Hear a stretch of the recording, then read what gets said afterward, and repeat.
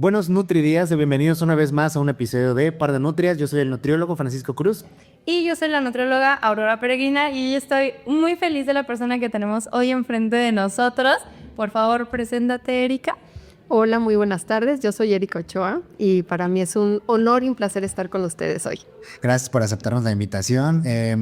Muchas de las personas que nos siguen aquí en el canal, pues les gusta mucho el área de pediatría, entonces pues hemos tratado de justamente tocar mucho esta área y aunque no es mi área para nada, es más de Aurora, pues hasta de eso se aprende, ¿no? Y muchas veces retomamos o al menos yo refresco muchos temas y pues justamente hoy vamos a hablar de muchas cosas, pero pues queremos que te presentes un poquito porque hay muchos profesionales que nosotros admiramos como tú, que muchas veces la gente no conoce porque pues a lo mejor no son acá los super influencers o lo que sea, pero pues queremos que te conozcan un poquito más, que tú te presentes y que pues nos cuentes cómo llegaste justamente al mundo de la pediatría.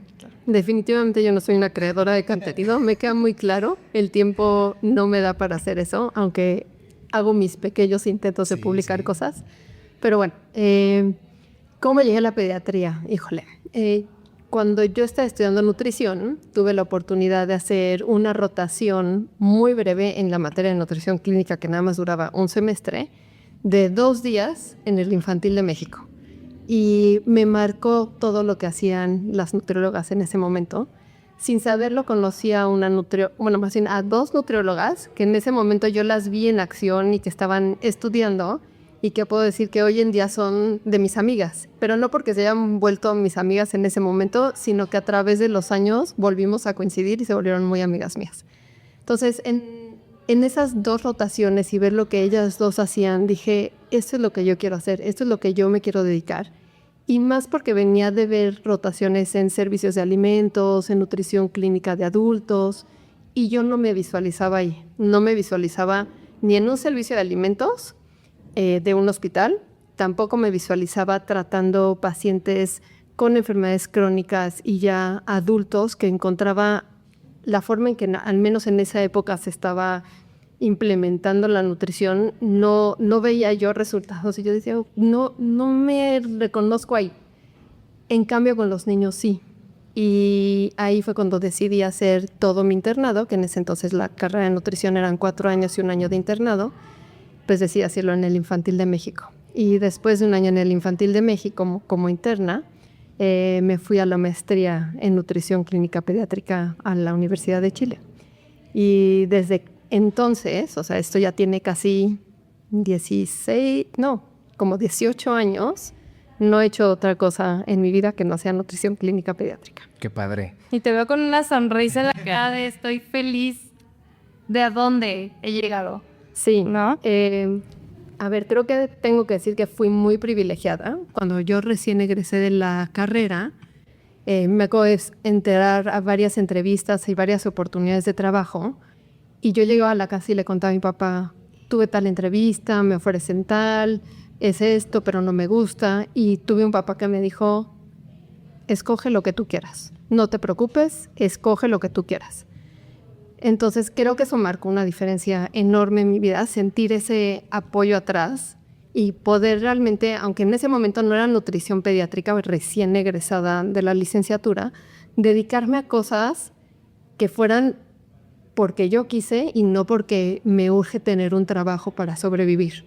Y sé que es un privilegio que no todo el mundo goza, pero definitivamente me permitió, al elegir eso, yo poder seguir trabajando en mi meta, que era irme a estudiar la maestría, y en menos de 6 meses logré mi objetivo. O sea, yo me gradué en 2008 y para 2009 yo ya me fui a Chile a estudiar la maestría.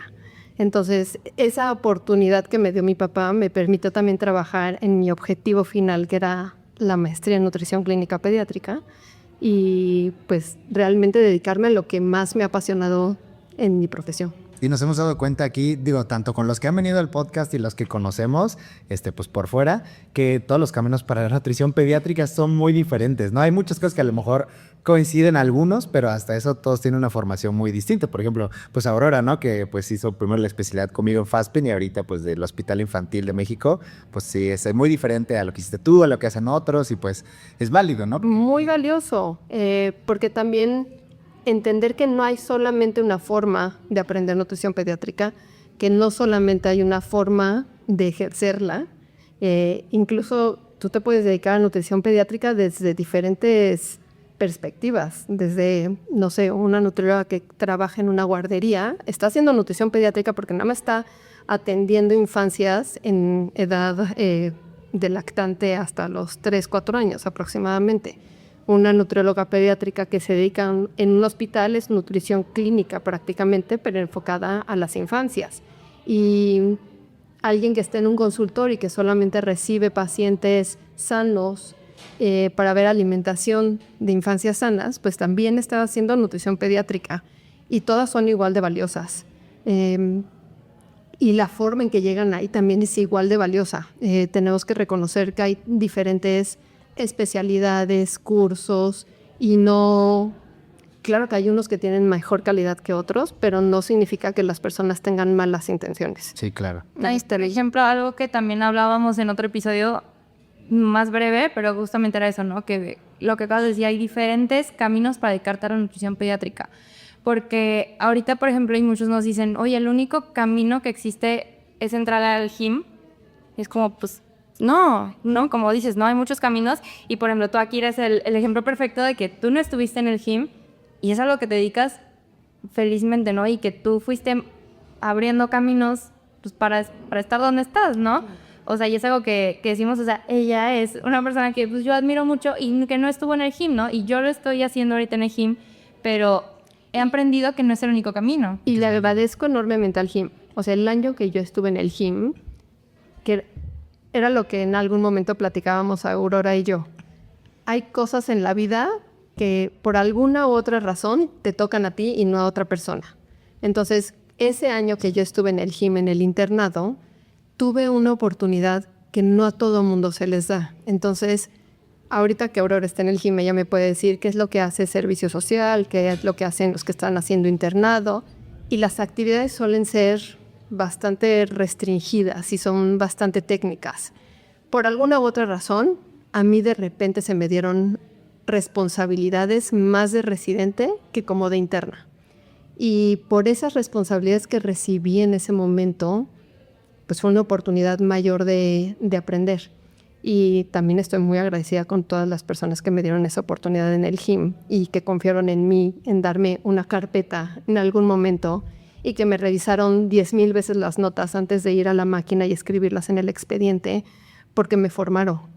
Ahora, parte de la decisión por la que yo no me quedé en el infantil fue porque ya platicando entre varias amigas yo tuve esa oportunidad. No habrá sido la residencia completa, pero tuve esa oportunidad. Sabía lo que se iba a tratar, mi especialidad. Y al mismo tiempo tenía la oportunidad de irme fuera. Y tomé la oportunidad de irme fuera.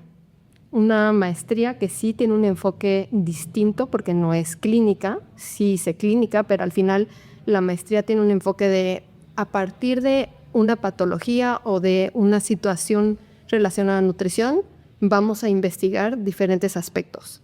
Y te daban pues muchas bases desde el punto de vista de investigación. Hice cosas en la maestría que jamás hubiera hecho en la especialidad, o sea, por ejemplo, ponerme a pipetear y no sé, calcular glutatión peroxidasa, centrifugar, o sea, eso jamás lo hubiera hecho en la especialidad. Pero son experiencias muy buenas, ¿no? Y no le quita valor a que hice nutrición clínica pediátrica. Claro. No porque no estuve en un hospital toda la maestría. O sea, sí hice rotaciones, pero no eran el enfoque principal. Y eso no me hace ni mejor ni peor nutrióloga pediátrica. Claro. Y también tenemos muchas veces estos privilegios que a veces se nos olvidan un poquito de que no cualquiera puede hacer un posgrado, ¿no? O sea, no cualquiera puede hacer una especialidad, una maestría, un doctorado o varios. A veces pues la oportunidad que hay es un diplomado, cursos, formación continua, ¿no? Y también es válido justamente. O sea, claro que sería lo ideal pues claramente tener posgrados, más cédulas, lo que quieras, pero no siempre es posible, ¿no? Y pues justamente todos crecen desde pues el escalón que empiezan, desde las posibilidades que tienen, pero pues sí, por eso vemos muchos muy buenos profesionales, nutriólogos, también médicos, muchas veces que sabemos que, bueno, el enfoque tal vez es muy distinto, pero sabemos que pues muchas veces caemos en el mismo punto de la nutrición, que es algo esencial en el tratamiento. Definitivamente. ¿No? Y ahí otra vez le estoy infinitamente agradecida a mis papás porque yo me fui con un trámite de una beca. Me fui sin saber si me iban a dar o no esa beca porque ya empezaba el curso. Y mis papás me dijeron, aquí está el boleto de avión y aquí está una mensualidad y te vamos a apoyar. Y cuando llegó la beca, el plan era que yo les iba a pagar todo lo que me habían invertido en mí para que yo pudiera empezar esos meses. Y llegó la beca y me dijeron, no te preocupes, guárdalo. Y ya, o sea, a partir de que recibo la beca ya no me pagaban más cosas, ¿no? Entonces yo encontré otra forma de retribuirles y agradecerles, pero nuevamente es ese privilegio que yo tuve para poder irme sin saber que iba a recibir o no esa beca, que me permitió irme a estudiar fuera. Qué padre. Ahora también, pues esa maestría es, pues es en Chile, ¿no? Pero, por ejemplo, yo antes de entrar al GIM, yo busqué esa maestría. Ya existe. Ya no existe. Así que si se ilusionaron en este tiempo que llevamos escuchando, pues ni modo. Pero ya no existe, o sea, porque sí la busqué, porque dije, oye, igual, qué padre, si tengo esta oportunidad de irme a una maestría, pues qué padre, ¿no? Y de repente ya no está yo. Y de por eso nos gusta que hablen de su experiencia, de todo lo que han pasado los que vienen aquí, porque a veces de que, pues también existe este programa, o existía, o así, ¿no? De que, pues, a veces son formaciones complementarias que ni conocemos, ¿no? Solamente tenemos justo una opción y ya nos cerramos con esa, ¿no? Sí. Y pues... Ahora, al final eso te da un título, pero como todo en la salud, no es lo mismo el título que yo obtuve en el 2011 a la nutrición que hoy en día estamos practicando. Entonces, si yo me quedara con lo que aprendí en el 2011, estaría totalmente desactualizada. Entonces, tenemos esta obligación, no necesariamente de estar haciendo cursos, pero sí de estarnos actualizando. Y más en una época que tenemos tanta información disponible, Sí.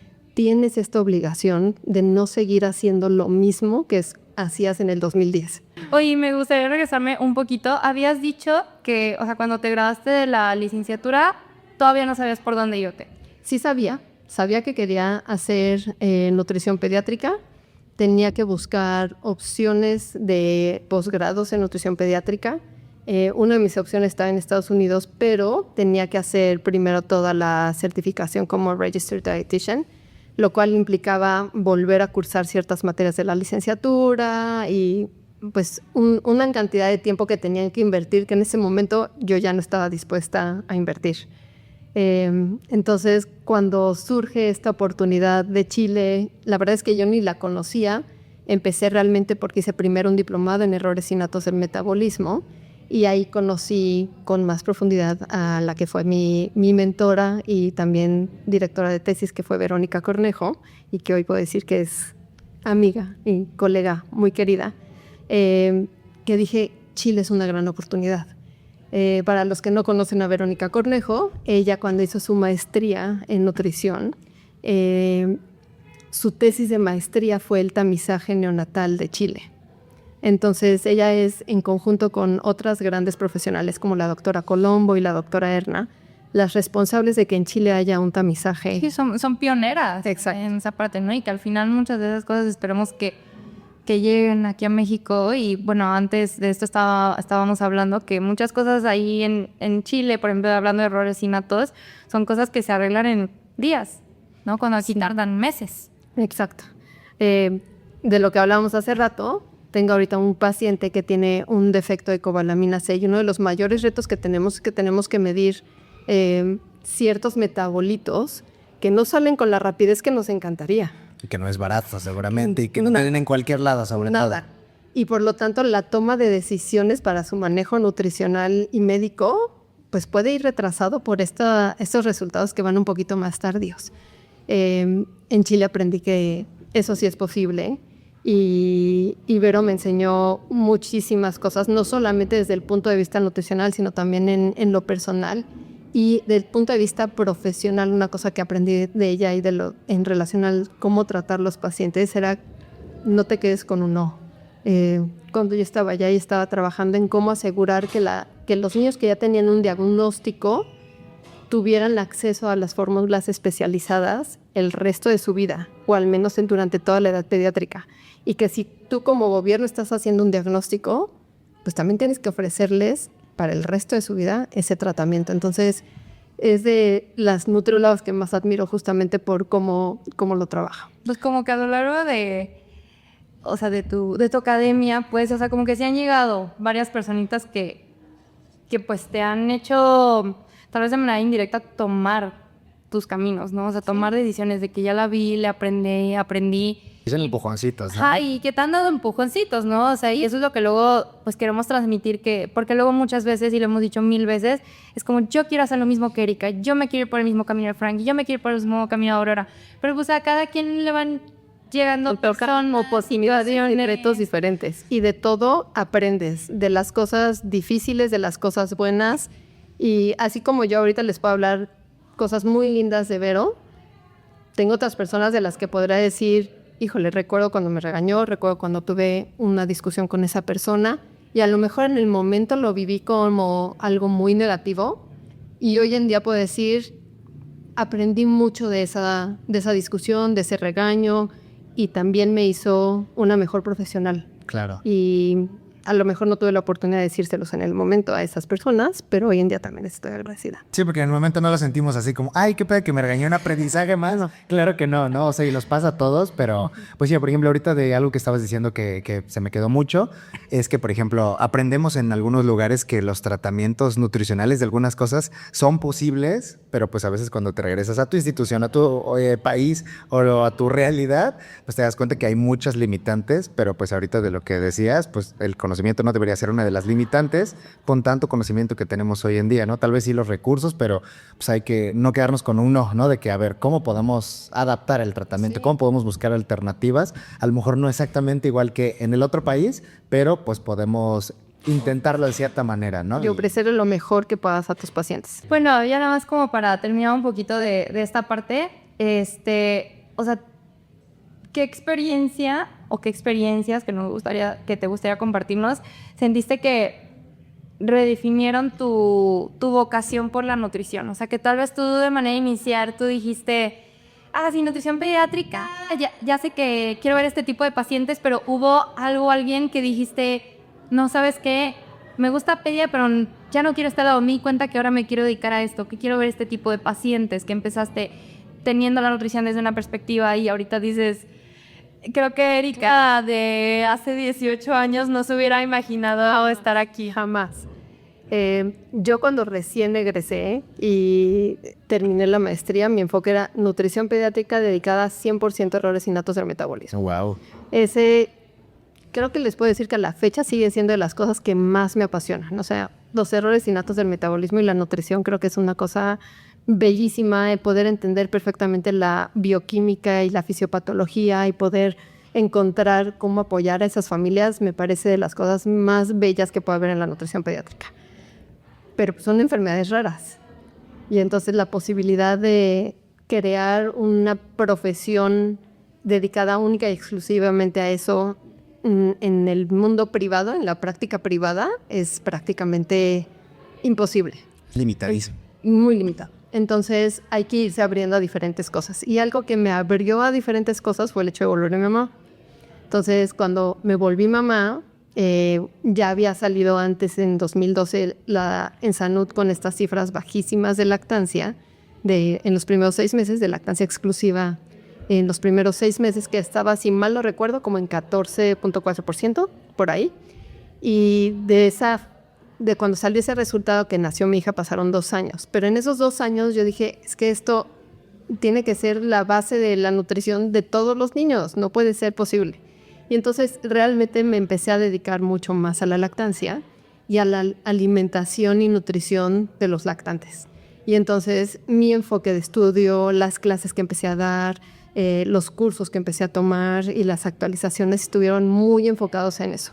Y hoy en día sigue siendo algo que hago. A pesar de que mis hijos ya tienen 8 y 11 años, la lactancia, la alimentación temprana, las dificultades alimentarias siguen siendo de las cosas que más veo y que más me gusta ver, más que otro tipo de pacientes, porque son las bases de la vida, de la nutrición, de la alimentación, y de verdad es algo que, al igual que los errores innatos en el metabolismo, me apasiona. Sí, lo de todos los días, ¿no? O sea, a lo mejor justamente tú dirías, ojalá todos los días pudiera todo el día ver errores innatos, pero pues esto es lo de diario, ¿no? O sea, de que siempre va a haber pacientes que van a ir justamente para esta orientación de la lactancia materna y justo el tema del día de hoy de alimentación complementaria, ¿no? Y aparte, como te vuelves mamás, pues empiezas a escuchar todas las historias de sus lactancias, de sus nacimientos, partos, etcétera, de cómo empezaron a dar de comer, y entonces vas escuchando y vas diciendo, definitivamente no todos tenemos la misma oportunidad. Sí, no. Y hay tantas ideas que a las mamás les dicen, pasó esto y entonces ya no puedes seguir lactando, pasó esto y entonces tu hijo ya no puede comer así, que realmente, obviamente uno aprende a quedarse callado porque no te están consultando a ti, te están contando una historia. Sí. Pero sí vas diciendo, esta lactancia no se debió haber perdido por esa razón. Sí. Esta alimentación complementaria no se debió haber empezado a esta edad por esa razón, o no se debió haber retrasado. O por qué están a los 18 o 20 meses tomando una fórmula extensamente hidrolizada mientras están comiendo un pedazo de queso. Entonces, te quedas callado, pero sí reflexionas mucho de que no todos tenemos estas mismas oportunidades. Y específicamente cuando hablo de lactancia, en algún momento sí tuve una discusión con una conocida que ella decía, me choca el mes de la lactancia, te quieren meter la lactancia por todos lados. Y le dije, en el momento en que todos podamos, o más bien que todas las personas que desean lactar, lo puedan ellas decidir y que no sea algo que esté impactado por la decisión de otra persona o por la falta de apoyo que tiene, entonces te voy a poder creer que no es un buen mes. Pero mientras no todos tengamos esa oportunidad de tomar la decisión por uno mismo, porque está faltando un apoyo político, porque está faltando un apoyo familiar, comunitario, porque no tenemos sistemas de salud que te permitan establecer una lactancia desde el inicio, vamos a seguir necesitando ese mes mientras todo eso siga faltando. Entonces, creo que la alimentación temprana se volvió mi pasión y parte de mi día a día, gracias a pues ese resultado de Ensanut que me movió tanto y el volverme mamá. Y pues es una parte muy importante la educación, ¿no? O sea, todos los factores que tú dijiste, pero la educación, pues nosotros tenemos un gran impacto porque pues a veces no les enseñan que pues es la mejor alternativa, que todas las ventajas que tiene, que es gratis, que o sea, hasta la parte de la economía. Entonces, pues sí es muy importante pues estarlo. Y yo ahí voy a diferir, no es gratis. Bueno, no es gratis, pero no está costoso. ¿Cómo podría ser? No hay un costo económico que estés desembolsando, Claro. pero definitivamente hay un costo porque hay alguien que está invirtiendo tiempo y energía y también implica muchos cambios en las dinámicas familiares.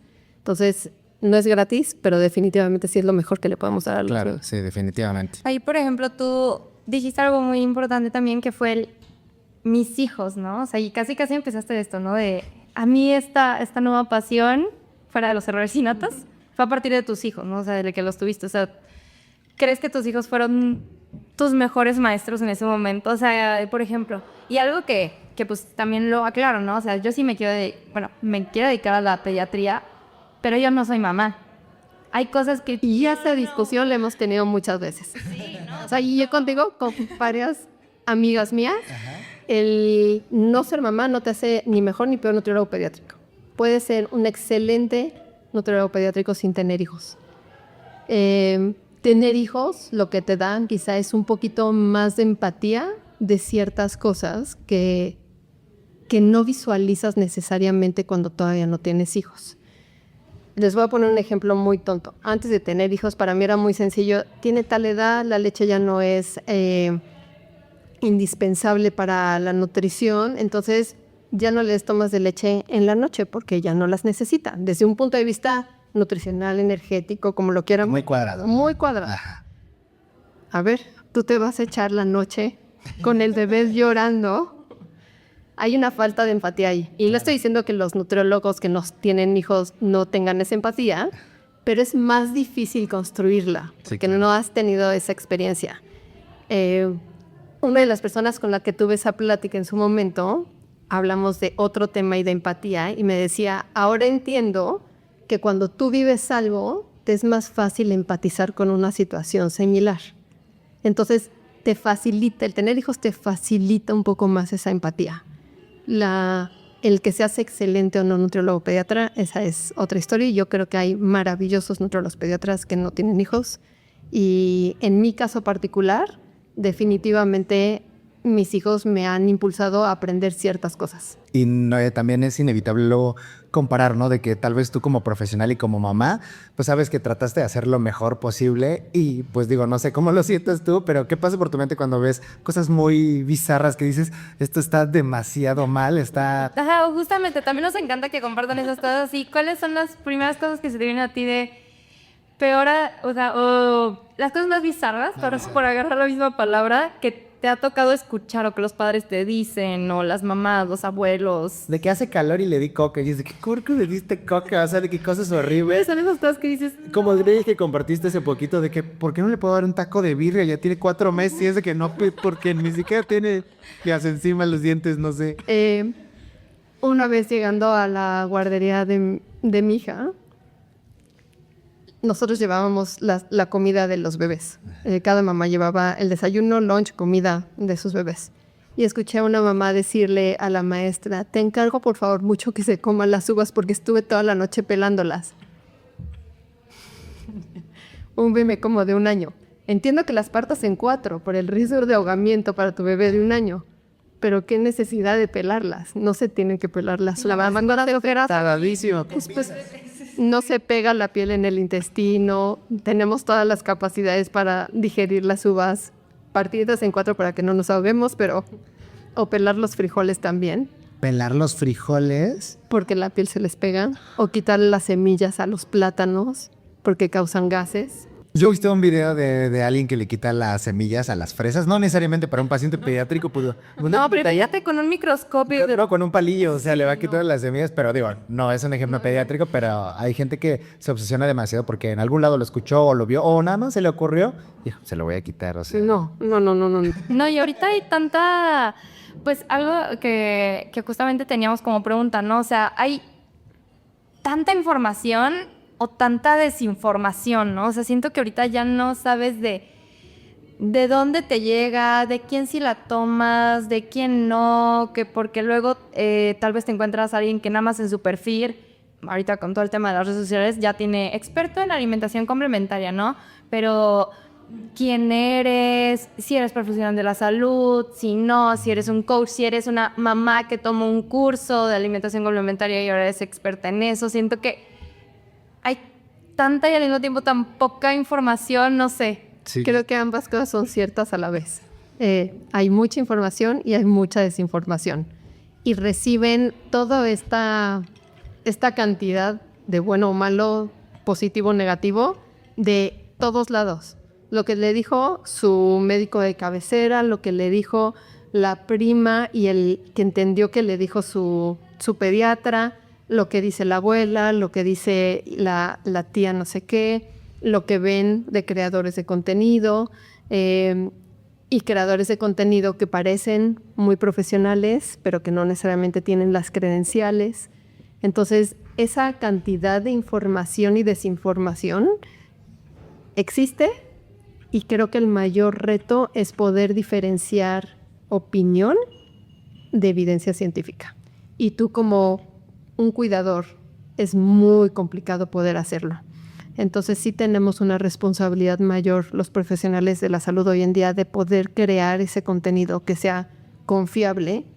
Y cuando estás frente a estas audiencias o cuando estás frente a consultantes, el no solamente decir tienes que hacer esto y darle una lista de lo que tiene que ser la nutrición o la alimentación complementaria, sino decirle el porqué de las cosas, para que cuando ellos entiendan el porqué de esas cosas, les sea mucho más fácil implementarlo y que puedan identificar, esa es una opinión y esa sí es una recomendación basada en evidencia. Claro, y la intención es buena, ¿no? De muchas personas que quieren compartir información de que a mí me funcionó tal, hazlo así. Pero pues no siempre una buena intención basta, ¿no? A veces justamente necesitamos hechos, evidencia, para que justamente sea lo mejor para la mayoría de los pacientes o de las personas, ¿no? Y muchas están basadas en miedos. O sea, sí. Por ejemplo, hace poco tuve una paciente que su bebé tenía 10 meses y no quería introducir ningún alimento potencialmente alergénico, porque su pediatra le decía, pues no nos vamos a arriesgar, entonces mejor nos aguantamos al año, año y medio. ¿Por qué? Porque lo aprendiste así hace 20 años. Uh-huh. Entonces, aquí está la evidencia, estas son las recomendaciones, esta es la razón por la que estamos haciendo las cosas hoy en día diferente, y no es solamente hoy en día, ya tiene un tiempo que lo venimos haciendo diferente. Sí. Con mucho gusto platico con tu pediatra, con mucho gusto le comparto estos artículos. Si no me quieres pasar el teléfono, te los doy a ti y tú platicarlo con él. Claro. Porque pues, es lo mínimo que podemos hacer por la salud de estas infancias. Que, o sea, justamente muchas de las cosas que luego al menos me gusta decirles a los papás es, lo que hagas ahorita, y Tomás, que nadie sabe eso, o sea, se va a ver reflejado años después. Entonces, por ejemplo, luego pasa que justo retrasan, no sé, texturas, o no voy a esperar meses a darles pollo o carne, y luego son niños más grandes que no quieren comer carnes porque no les gusta la textura, no les gusta el sabor, o ya empezamos desde aquí casi, siento yo que, pues, a fomentar esta selectividad alimentaria después, ¿no? Por sabores, texturas, pues, etcétera, ¿no? Entonces, también es educarlos en el impacto que tiene tanto todo lo que hagas en la lactancia, todo lo que hagas en la alimentación complementaria a la adolescencia, o incluso a veces como adulto, ¿no? También. Y ahí regreso a la empatía, porque cuando estás hablando con estas familias, te das cuenta que no todos están listos al mismo tiempo para la progresión de texturas. Entonces, tú en la carrera puedes aprender a tal edad se empieza con tal textura, se progresa así, antes de los 10 meses tiene que estar con esta textura, en tal momento picados finos, etcétera, ¿no? Pero los cuidadores no siempre están listos y tienen mucho miedo de los eventos de ahogamiento. Entonces, por ejemplo, una de mis primeras recomendaciones para cualquiera que esté empezando alimentación complementaria es toma un curso de primeros auxilios, porque ya sea que empieces con papillas, eventualmente va a llegar a trozos y eventualmente va a tener siempre algún riesgo de evento de ahogamiento y tienes que saber cómo reaccionar. Entonces, esa debería ser la recomendación número 1. Claro. Todos estar preparados para saber qué hacer. Y número 2, irlos acompañando en este proceso y decirles, oye, ¿ya te diste cuenta que su reflejo nauseoso está más al frente?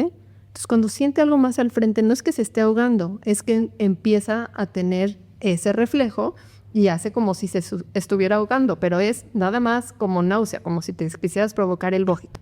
Y entonces acompañarlos en eso, pues te va a permitir mucho más fácil poder llegar a la progresión adecuada de texturas.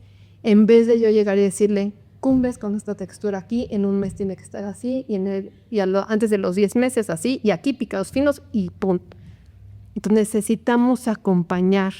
Y ahorita el ejemplo fueron texturas, pero hay muchas otras áreas de la alimentación complementaria que necesitan ese acompañamiento. Hay familias que están más nerviosas por las cantidades. ¿Qué tamaño de porción? Pero dime entonces cuántas cucharaditas. Y si no come suficientes cucharaditas, ¿qué voy a hacer? Pero si ya se acabó y quiere más, entonces ¿cómo lo manejo? También necesitamos empatía en eso, porque cada uno trae su historia de hábitos y conductas alimentarias y su propia relación con los alimentos, y el trabajar con las familias y acompañarlos en eso es mucho más sencillo poder crear o acompañar niños que tengan mejores relaciones con los alimentos y mejor conducta alimentaria, que es al final lo que queremos, evitarnos esas dificultades. Y que al final llegue siendo mucha información para ellos al inicio, ¿no? O sea, texturas, cantidades, introducción de alimentos. Justamente ahorita el tema que tocaste, yo creo que es de lo que a lo mejor en nuestro círculo es como hasta obvio de que, claro que tiene que probar todos los alimentos que hace desde el inicio, pero todavía hay muchas personas que dicen, no, es que la norma dice que hasta tal introducir carnes, huevos. Sí, puercos hasta el año, pescado hasta no sé qué. O sea, parecería que para nosotros es algo obvio, hasta yo que no me dedico a la pediatría, pero pues es algo que muchas personas lo vieron en la carrera así y así se quedó. Y no, ahí viene la tablita y pues si es normativa, así se tiene que hacer.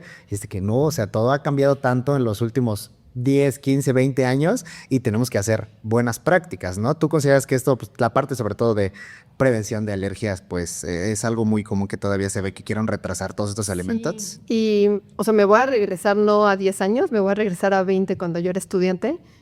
Cuando yo era estudiante, hablar de alimentación complementaria era lactación. Era lactación para empezar, ajá, ¿cierto? No era alimentación complementaria. Y es una clase, o sea, recuerdo mi clase que llegó la maestra y entonces van a usar estos platitos y estos cubiertos y estos gaveritos y entonces les das una planeación dietética de 1, 1, 1, 1 y listo. No se hablaba más. No se hablaba de la importancia de mantener una lactancia acompañada de alimentación complementaria. No se hablaba más allá de pasas de purés, papillas. O sea, yo creo que a mí ni siquiera me enseñaron cuál es la diferencia entre una papilla y un puré. O sea, nada de eso te enseñaban porque no tenía el valor la alimentación complementaria que hoy sabemos que sí tiene. Y ahora sí, si me voy a los últimos 10 años, pues desgraciadamente a principios de 2000 ya estaban las guías de la Organización Mundial de la Salud, pero parece que para las normas oficiales nos las pasamos sin ver, nadie las quiso leer. Sí. Y entonces llegas a una norma oficial de 2012 que todavía tiene recomendaciones que dices, ¿qué tienen que ver con las de 2003 de la OMS? Y entonces hay una cantidad de mitos que se han creado alrededor de esas normas y de esas prácticas que no tienen evidencia científica. Y que no hay actualización, que nos quedamos súper estancados en 2012, ¿no? Y porque todos seguimos repitiendo lo mismo. Y entonces da el mismo alimento por 3 días y no estamos enfocándonos ni en diversidad, ni en exposición. La alimentación perceptiva quedó relegada en lo más oculto del documento. Sí. Entonces, sí necesitamos mucho más interés de poder actualizarnos. Y no lo digo por estas generaciones nuevas, porque creo que traen otro chip. O sea, cada vez que yo platico con mis alumnos o con recién egresados, definitivamente ven un valor mucho más, un valor agregado de una buena alimentación complementaria que cuando yo egresé, que era como Un requisito. ritual de paso, de lactancia, come, listo, ya, que coma como adulto, que coman aquí, tal cual, disfruta, abre la boca, mastica, traga. Y hoy en día sabemos que tiene mucho más impacto más allá de la nutrición. O sea, la alimentación complementaria sí es nutrición, pero también tiene todo un aspecto sensorial y de experimentación y de diversidad de alimentos que impacta tu salud en otras áreas, más allá de cubrir un requerimiento de energía, proteínas, hierro, zinc y otros nutrimentos críticos. Sí. Claro, es importante. Pero hablar sobre todo lo que se construye durante la alimentación complementaria, cómo se entrelapa con el desarrollo y la sinergia que tiene que haber entre alimentación y desarrollo, es valiosísima. Y si no te actualizas, te pierdes todo eso y la oportunidad de ofrecerle una gran alimentación, una gran base para la alimentación de los bebés. Y me ganaste una pregunta que te iba a hacer.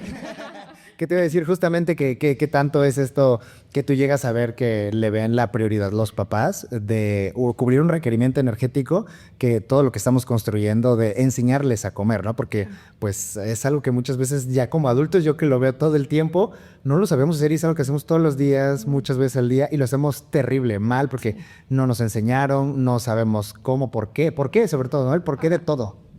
Creo que ahí vuelvo al perfil de cada cuidador. Entonces va a haber cuidadores que van a estar más preocupados por las cantidades y va a haber cuidadores que van a estar más preocupados porque no se ensucie, que no manche. Va a haber cuidadores que van a estar más preocupados de la rutina y entonces cómo va a entrar la alimentación en esta rutina. Entonces creo que tienes que ser muy sensible de cómo apoyar a cada familia.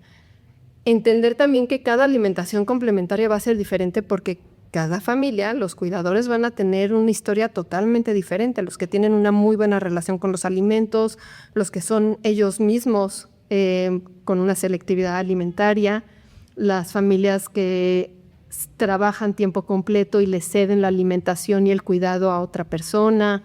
Entonces hay que ver todas esas variables que pueden jugar en contra y poder acompañar realmente en cada una de esas situaciones de la mejor manera. Un ejemplo que hago muy comúnmente con las familias, la alimentación y la progresión de texturas es como andar en bicicleta. Tú le das a un niño de 3 años una bicicleta sin rueditas, sin tener ninguna experiencia previa, y le dices, intenta andar en bicicleta, nada más se va a frustrar. Lo va a intentar 1 o 2 veces, se va a caer, se va a frustrar y lo va a querer dejar y nunca lo va a volver a querer intentar.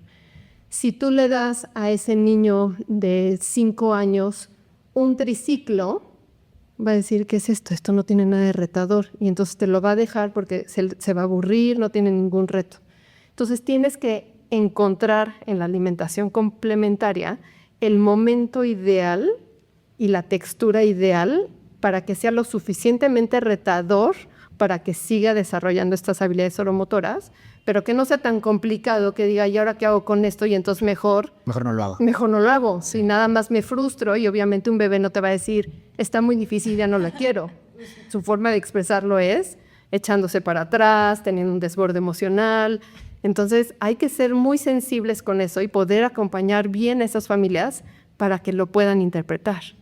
Y eso es parte de la alimentación perceptiva. Y desgraciadamente creo que muy pocas veces en una consulta de pediatría general no tienes todo el tiempo donde vas a abarcar salud del niño sano, crecimiento, desarrollo, vacunas, y aparte dedicarte a alimentación complementaria, si tienen alguna dificultad en lactancia. Pues apoyémonos de otros profesionales de la salud para poder ofrecer este mejor abordaje y realmente poder acompañar a los niños en este desarrollo y en esta progresión de texturas, en la diversidad de alimentos. He tenido pacientes que salen con una lista donde te vas a dar este mes estas 5 verduras y estas 5 frutas y ya. No, la diversidad de alimentos también es importantísima. Entre más diversidad de alimentos también estás protegiendo de alergias alimentarias. Y vivimos en un país con una diversidad alimentaria maravillosa. Sí, enorme. Enorme. Y nos seguimos dedicando a 3 verduras. Y de ahí nos salimos. Sí, sí, sí.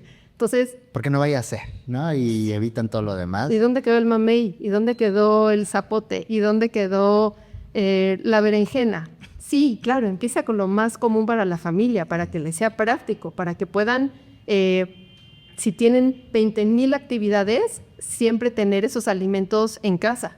Pero no te olvides de que también hay quelites, que también hay... Eso es lo que hay aquí en nuestro país. Y digo, también es para exagerar. Digo, vamos a empezar con papilla y huitlacoche, o sea, ¿no? Pero, o sea, veo más complicado. claro, pero, o sea, idealmente, pues, que llegues a adaptarte a todos los alimentos comunes que hay aquí y que, pues, son de consumo familiar. Y No, pues notan que se puede y que es válido. A veces, cuando me toca dar este tipo de recomendaciones, es que ya nos tiras tus tips de cómo lo manejas tú también, porque, como dices, ¿no? Cada familia es diferente y siento que cada familia también te va dando esa pauta, pero luego, pues, es un momento para los padres así como...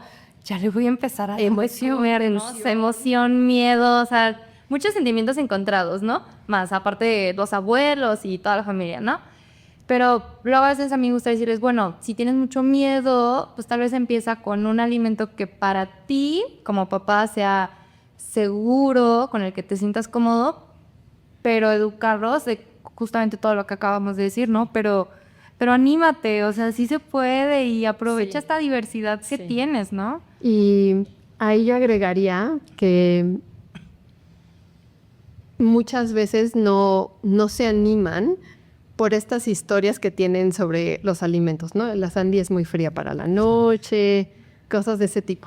Y animarlos, pues implica muchas veces darles una lista, porque cuando tú preguntas ¿qué alimentos tienes ahorita en tu casa?, suelen ser listas muy cortas. O sea, tengo jitomate, chayote, calabaza, zanahoria, cebolla y para de contar. A lo mejor hay un pimiento por ahí, a veces hay espinaca, a veces hay brócoli, pero las listas de verduras, sobre todo, suelen ser muy cortas. Entonces, ayudarlos con listas más amplias les puede ayudar. Ayudarlos con... entender que a la primera no les va a gustar, y no porque no les guste el alimento, sino porque es una textura diferente, una temperatura diferente. Entonces, entrenarlo en que todas esas manifestaciones no es un rechazo, es simplemente están experimentando algo distinto. Sí, es decir, esto no es la leche de mamá, ¿qué es esto? Eso me gusta, porque no están acostumbrados a, ¿no? O sea, son pasos y es una experiencia. Exploración de sabores, de texturas, Claro. de temperaturas, todo, ¿no? Dejarlos que se embarre. Hace poco tuve un chiquito que le daban en una silla de estas que están como reclinadas. Ajá. Y como lo subían a la mesa, te lo alimentaban nada más con la cuchara a lo alto. Ajá. Nunca había tenido una experiencia sensorial más que el abrir la boca. Y aparte así como acostadito. Sí, es muy complejo. Entonces, permitirles todas esas experiencias, pues genera realmente una relación con los alimentos totalmente diferente. El compartir el tiempo de comida. Seguramente ustedes lo recuerdan que cuando eran niños, los niños comíamos en mesas diferentes a los de los adultos o en momentos diferentes a los adultos. El compartir con los cuidadores es indispensable para ver qué hacen, cómo se llevan los alimentos a la boca, qué les gusta, qué no les gusta. Te va enseñando mucho más de la conducta alimentaria. Entonces también se trata de trabajar en qué podemos mejorar con los adultos para que esa alimentación sea más diversa y que los niños tengan esa oportunidad de probar más cosas. Hay familias donde nada más comen 2, 3 cosas y lo entiendo porque puede ser muy difícil con el ajetreo de la vida y todas las responsabilidades que tenemos, pero ellos por su salud también tienen que ampliar esa diversidad.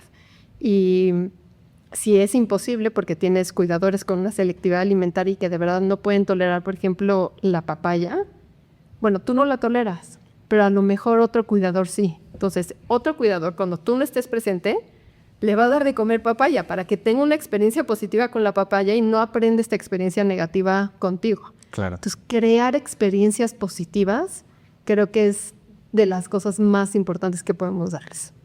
Ay, me encanta. Ella me encanta, la verdad. Y por ejemplo, o sea, ¿tú en qué? No sé, siento que aquí, regresándome, me dio un poquito esta parte de la alimentación perceptiva, ¿no? ¿En qué momento el lactante decide y los padres deciden? Desde progresión de texturas, cantidades, por ejemplo, porque tal vez el papá dice, le di esto, pero solo se comió esto, o me pidió más, tal vez ya es mucho, y le va a dar algo si come mucho de esto. Se va a empachar. Ajá, se va a empachar, no sé, o sea, ¿en qué momento? O sea, ¿cuál es esta línea entre el niño decide a el papá decide? Ok. Algo que yo no hacía hace 15 años en mi consulta y hoy es parte de mi consulta básica es hablar sobre las rutinas. Entonces, en mi expediente clínico viene rutina, donde preguntas a qué hora se despierta, qué horas son sus siestas, qué hace entre siestas, porque la alimentación perceptiva está en medio de todo eso. Es parte de la crianza respetuosa. Y yo no puedo crear tiempos de comida simplemente para que comparta con los cuidadores en un horario donde el niño o el infante está acostumbrado a dormir. Le va a ganar el sueño y va a ser un desborde emocional esa comida y acaba siendo una mala experiencia y no va a tener el objetivo que queremos. Entonces, el preguntar sobre esas rutinas te permite mejor encontrar cuáles son los mejores horarios para los tiempos de comida. Y esa es la base de la alimentación perceptiva. Sí, la alimentación perceptiva es tener esta presencia y detectar cuando el niño tiene señales de hambre y saciedad, pero también es percibir lo que está pidiendo cada lactante. ¿A qué me refiero con esto?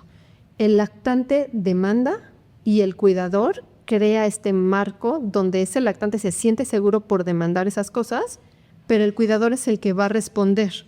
No significa que todas las demandas sean adecuadas, pero el adulto es el que da, o el cuidador es el que da esa contención, ya sea de está bien tu demanda y vamos a hacer esto, o esa demanda no es adecuada y vamos a responder de esta forma. Entonces, cuando tú creas todo ese contexto, está en esta rutina y creas una rutina alrededor del tiempo de la comida para que el lactante siempre sepa que viene la comida.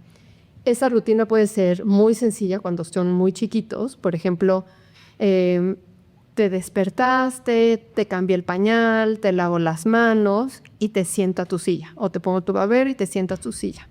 Entonces, cada vez que pase eso, el lactante sabe que ya viene el tiempo de comida. A lo mejor no la primera vez, pero después de repetir esa misma rutina 5 veces, el lactante va aprendiendo que es parte de. Y entonces, el lactante responde dando señales de emoción. Ya viene la comida, me estoy relacionando positivamente con este momento. Y entonces, esa emoción y comunicar que hay, con algunas señales de hambre, le dice al cuidador, empieza a ofrecer los alimentos. Tú al ofrecer los alimentos puede ser nada más te doy con la cuchara y estoy limitando esa experiencia, o yo te ofrezco una parte y te doy otra parte para que tú explores, te embarres, juegues, etcétera. Pero entonces yo estoy creando ese marco de cómo va a experimentar la alimentación. ¿Y qué es lo que espero? Que el cuidador esté presente en el aquí y en el ahora. Así como hacemos en alimentación consciente, es lo mismo. Alimentación y presentes en el aquí y en el ahora, donde yo, cuidador, voy a tener pantallas fuera. El niño no va a tener pantallas ni ningún distractor. ¿Va a haber distractores en las familias? Sí, va a llegar el perro, va a haber música, algo puede haber de distractor, pero intentamos que sea no menos para que el enfoque realmente sea esa experiencia de la alimentación y que el cuidador sí esté ahí. Porque muchas veces, a pesar de que el cuidador parece que está ahí, si está distraído con el celular, con algún otro pendiente, es probable que el lactante tenga algunas manifestaciones que sean para llamar la atención y no necesariamente propias de una conducta alimentaria sana. Entonces, estar ahí creo que es hasta más importante que el contar cuántas cucharaditas se comió. Y cuando tú estás ahí te das cuenta de que sí está interesado. Se acerca, abre la boca, mete la mano, se embarra, lo explora. Entonces, toda esa experiencia le manda señales al cuidador de por aquí va bien esta interacción con el alimento. Y si estás ahí, también te vas a dar cuenta cuando el alimento deja de ser interesante, cuando ya pierde el interés y se voltea o ya está más pendiente de lo que está pasando afuera, o si pasó el perro y entonces ya le empujé algo, le tiró algo. Y son señales muy sutiles, sobre todo al principio de la alimentación, de saciedad. Y no se trata de contar cucharaditas, se trata de percibirlo. Y va a haber bebés que van a comer 1 o 2 cucharaditas y puede ser suficiente, y otros que van a abrir y van a tener muchísimo interés. Sí, que luego hasta los papás se asustan y es que no deja de comer, ¿no?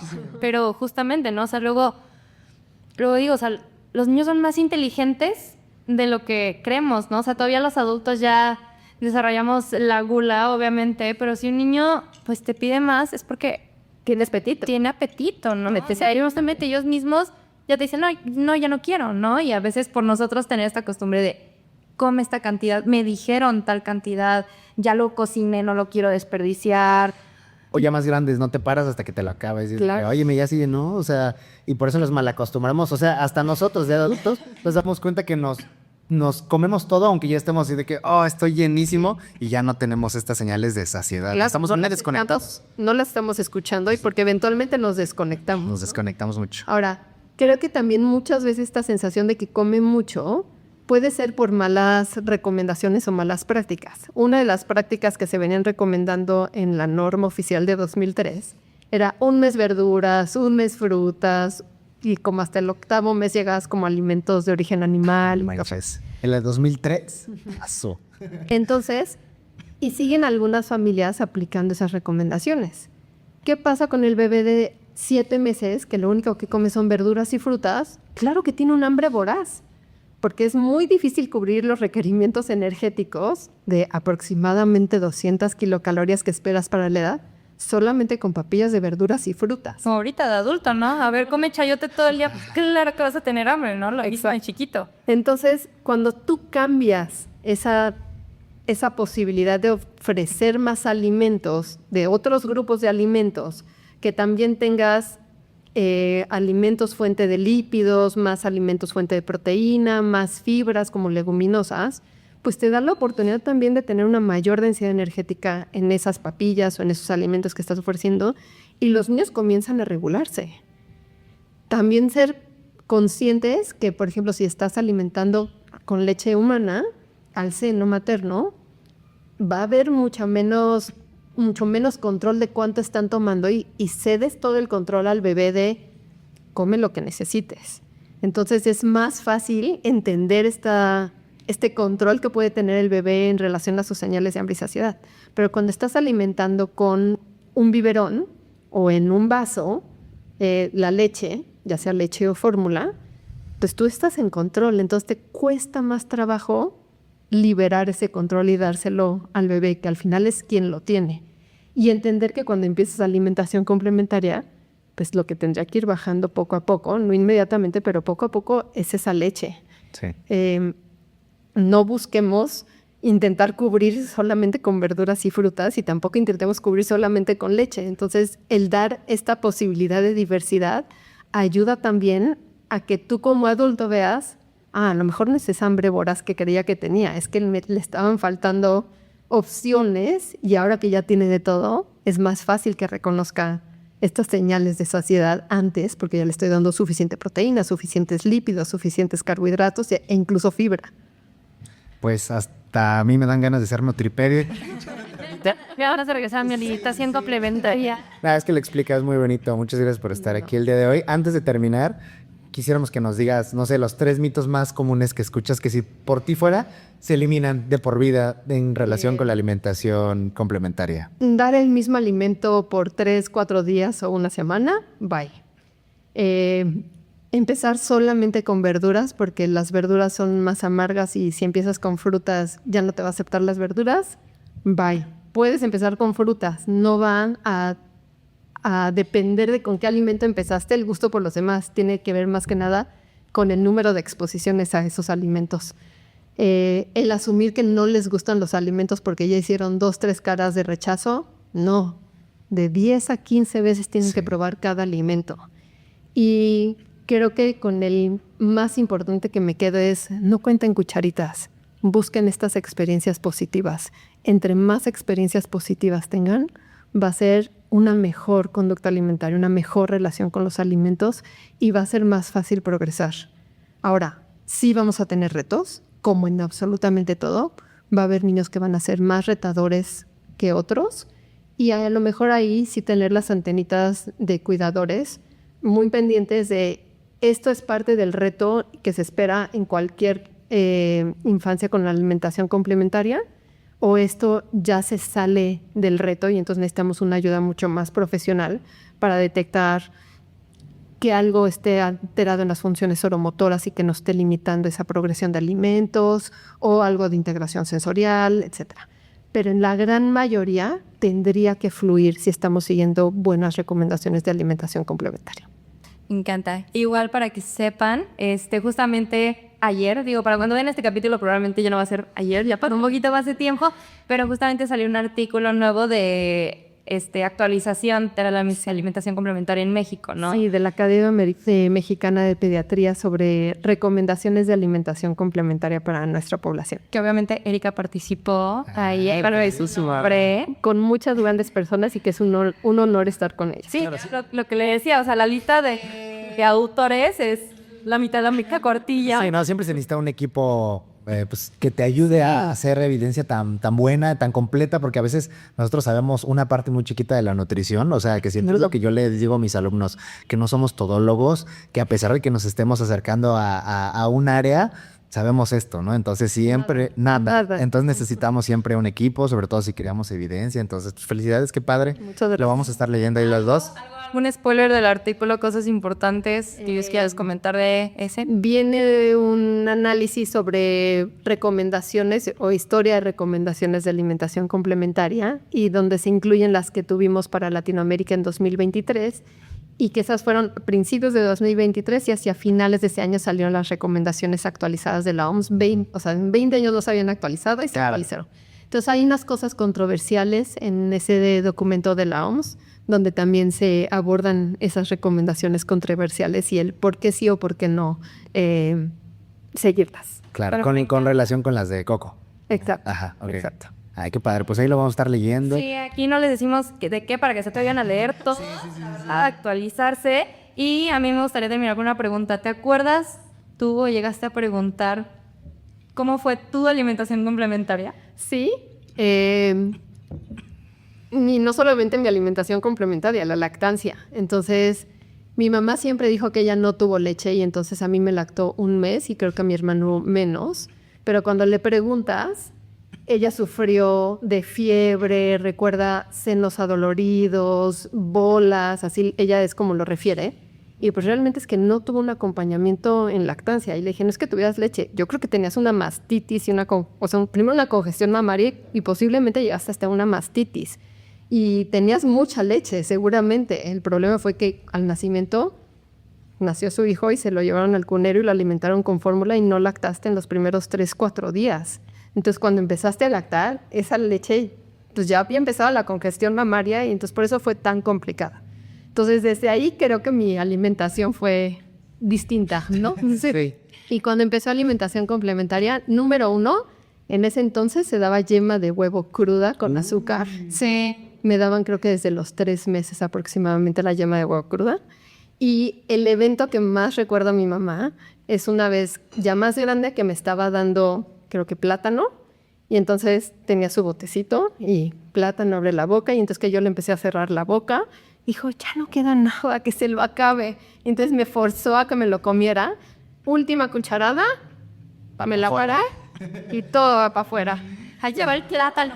Si conseguías plátano y lo tiene. Exacto. Entonces, son esas prácticas que muchas veces ocurren en las familias y que decías hace rato, pues ya lo cociné, que se acabe o que no se vaya a desperdiciar.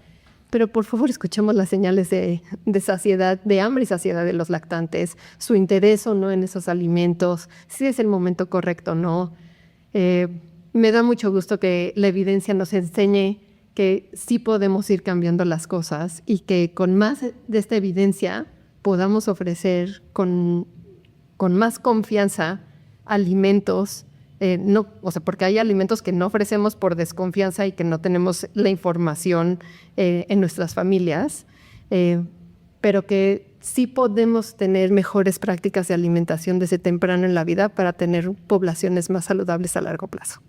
Muchas gracias por estar aquí el día de hoy. Parece que tienes las palabras adecuadas para todas las ideas que vimos el día de hoy. Entonces agradecemos mucho que hayas estado aquí, que hayas compartido sobre este tema y pues que hayas aceptado venir porque pues este es un espacio donde queremos que pues toda la gente aprenda de todos los diferentes temas y áreas que hay de la nutrición y que a veces pues hay cosas que nos quedamos nada más con lo del libro, con lo del artículo y pues va más allá, ¿no? Va más allá de ver a la persona, ver al paciente, ser empático como tú dijiste y pues hacerlo de la mejor manera. Y en otra ocasión te invitaremos a hablar de errores innatos del metabolismo porque hay muchas cosas que yo sé que podemos aprender de ti que nos puedes compartir. para mí es Alguien con mucha experiencia, obviamente que nosotros apenas vamos para allá, pero pues sí, muchísimas gracias por venir. a ustedes, de verdad es un placer estar aquí.